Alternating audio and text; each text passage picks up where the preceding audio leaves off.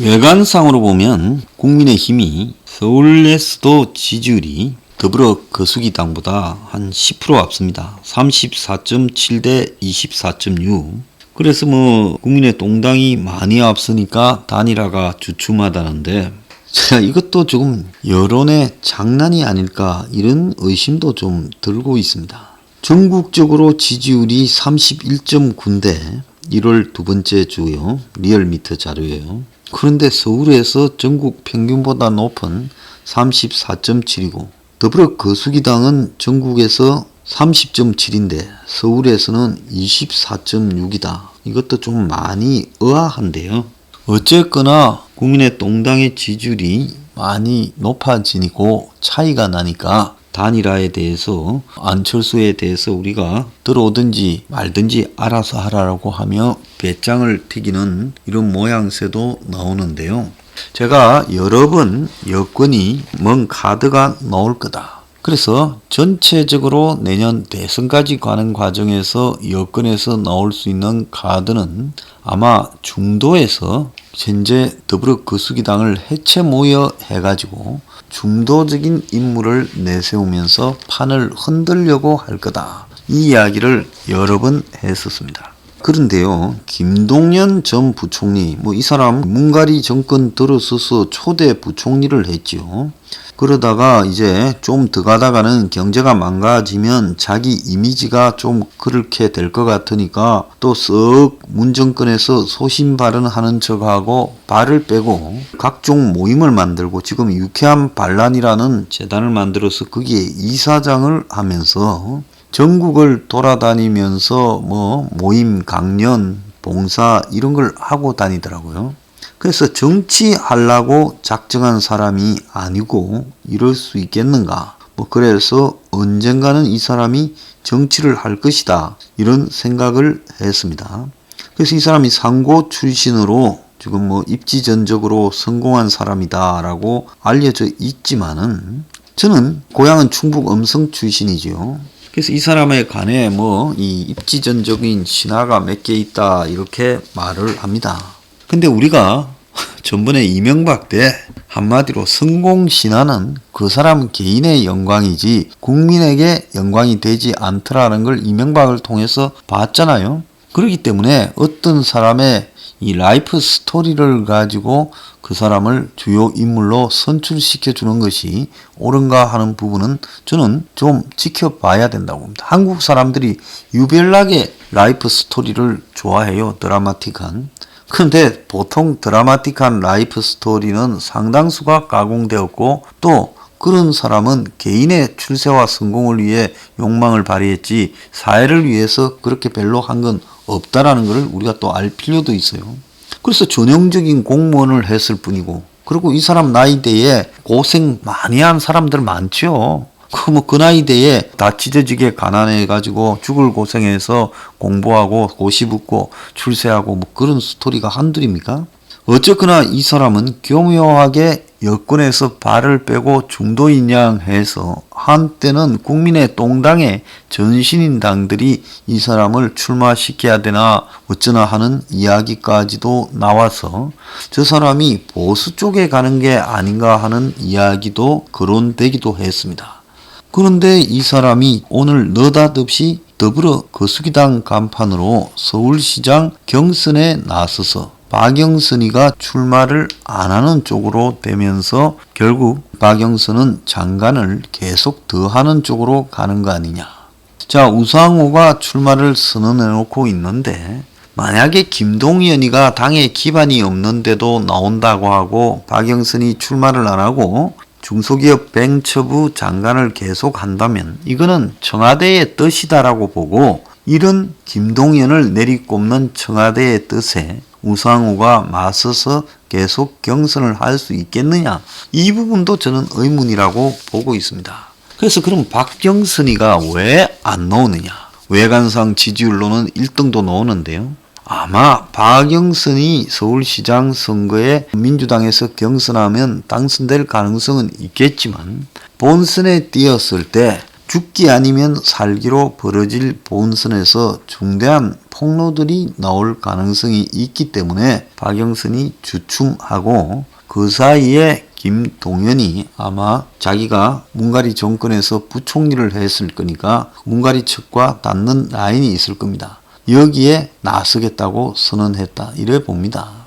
그러면 이제 김동연이가 만약에 친문 색채가 없는 온건한 중도적 입장을 내면서 어쨌든 더불어 거수기당이 서울시장 선거에서 승리하게 된다면 김동연은 아마 곧바로 대선으로도 나간다 이렇게 정리될 거라고 봅니다.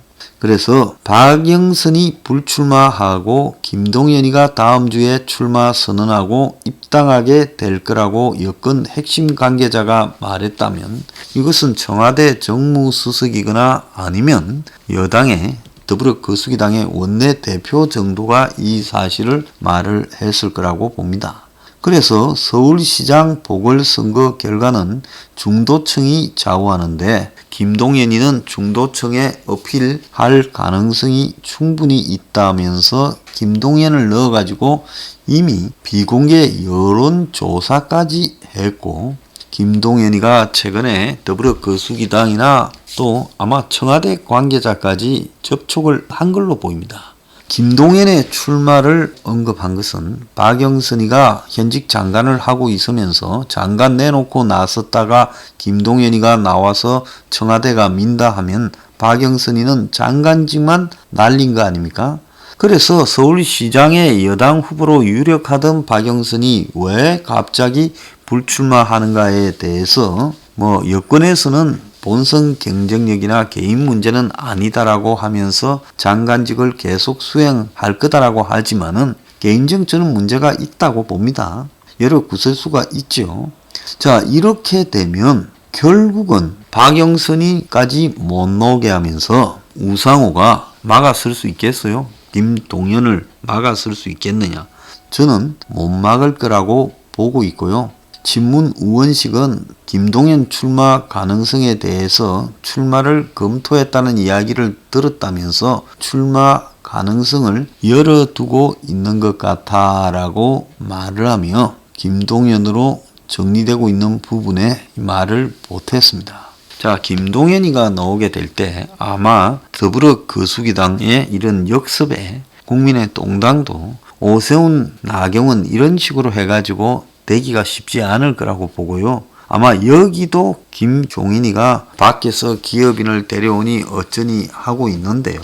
다른 흐름이 있을 건데 과연 국민의 똥당 내부의 저 복잡한 역학관계를 김종인이 교통정리를 할 수 있느냐? 또 안철수라는 저 알박이 선수를 국민의 똥당이 정리할 수 있겠느냐? 이 문제가 심각한 문제라고 보고 있습니다. 지난번에 윤석열 총장 파문이 한참 심해가지고 징계를 하려고 직무정지하고 막 그럴 때 손혜원이가 대통령의 첫건이 윤석열에게 그대로 있으라 총장을 전달했다고 그런 이야기가 나올 때 양정철이가 그랬다고 이야기를 했습니다. 그때 이제 양정철을 엿을 한번 먹였던 손혜원이가 이번에 또 양정철을 향해서 칼을 꼽았습니다. 손혜원이 자꾸 저러는 거는 손혜원이 아마 문가리 부부하고의 특수관계에 있기 때문에 그럴 거라 이렇게 보이는데요. 손혜원이 어제 양정철에 대해서 문은 2017년 5월에 즉 대통령 당선되고 양정철과 연을 끊었다 이렇게 주장을 했습니다. 손은 자기 유튜브 채널에서 양정철은 문 대통령이 완전히 쳐낸 사람이다. 그러면서 양정철이 문가리의 척근이라는 세간의 이야기가 사실과 다르다라고 말하며 양정철의 지인들이 발끈해서 야인으로 있는 사람을 왜 공격하느냐는 그런 반발을 불러일으켰습니다. 손혜원이 그러면 유튜브에서 왜 문가리가 2017년 5월 대선 당선되자마자 연을 끊고 그 뒤로 곁에 두겠다라는 생각을 하지 않은 걸로 안다라고 말을 하며 문가리가 사람을 잘 버리지 않기 때문에 양정철을 다 청와대 데려갈 거라 생각했는데 마지막에 양정철을 버리는 걸 보고 주변에 많은 사람이 조언을 했구나 싶었다. 이렇게 말했습니다. 양정철은 문 당선 후 뉴질랜드 등으로 떠난 것도 대통령의 부름을 받지 못했기 때문이다라고 말을 하며 양정철을 공격을 계속하고 있어요. 여기에 대해 양정철의 지인은 일방적인 주장이자 인신공격이다 이렇게 말했는데요. 양정철은 정치 안 하겠다는 문을 데리고 2012년 대선에 내세우고 2017년까지 끌고 오는데 가장 중요한 역할을 했다라고 이야기가 나오고 있고, 손혜원은 김정숙과 숙명여중여고 동창이고 2015년부터 홍보위원장을 맡으면서 문가리 선거 캠페인에 참여했어요. 그래서 여권 관계자는 지난 대선 때도 양정철과 손혜원이 마찰이 있었고 총선을 거치면서 파괴적 결말에 이른 것 같아 이랬는데, 양정철은 아마 손혜원이가 문가리 부부 옆에 붙어 앉아가지고 김정숙을 통해서 굉장히 안 좋은 영향을 미치고 있고 그것이 자기가 배척되는 원인이다라고 생각을 할 겁니다. 한간에는 김정숙이 양정철을 배척했다라고 이야기가 많이 돌아다니죠. 그런데 사실은 손혜원이 김정숙에게 안 좋은 이야기를 했고 그래서 김정숙이 양정철을 거부함으로써 양정철이 뱃을 하나 하지 못하고 떠들고 있다. 그리고 양정철이 호가호위하고 다닌다고 지난번에 손혜원이가 양정철이가 대통령의 뜻을 파란 것처럼 또 말도 했죠. 2017년 5월에 문가리 당선 후 이틀 만인가 양정철과 이호철과 통화를 하면서, 물론 이거는 전설 같은 이야기입니다. 그 두 사람에게 동지니까 앞으로 임명직을 하지 말고 선출직이나 하고 좀 밖에 있으라고 문가리가 이야기해서 그 길로 양정철과 이호철이 울면서 각자 하나는 뉴질랜드로 하나는 티벳으로 떠돌았고, 그 이후에도 신경은 쓰이는지 양정철을 가끔씩 사람을 보내서 위로해 주면서 관리는 해왔다.